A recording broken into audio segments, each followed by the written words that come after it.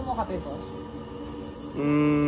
Pwede naman, pero lapitan ako kanina nung admin ng subdivision at baka daw pwede ako makatulong na makabili ng CCTV. Tinanong ko kung ilang CCTV ang kulang. Sabi mga 6. Sabi ko, mga magkano ba yun? Sabi mga 30,000 lang daw. Pero marami na naman daw kami maghahati.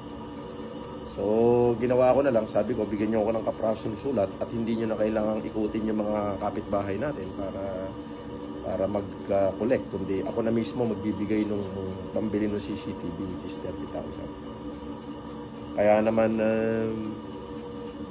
ako matamlay kasi bakit 30,000 lang ang hiningi? Kung sinabi niya mga 200,000, di binigyan ko siya.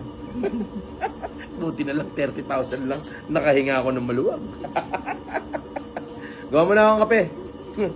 Seryoso, gawa mo akong kape. Anong akala mo? Video lang to. Gawa mo akong kape. Ayun.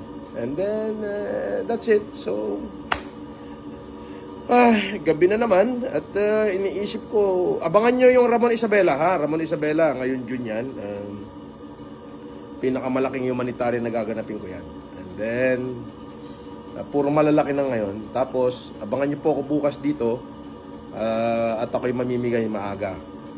Maagang maaga, bukas, Sabado, April, ano petsa bukas? Benok? April 6, 2024, 1:00 ng hapon, that is bukas, Sabado.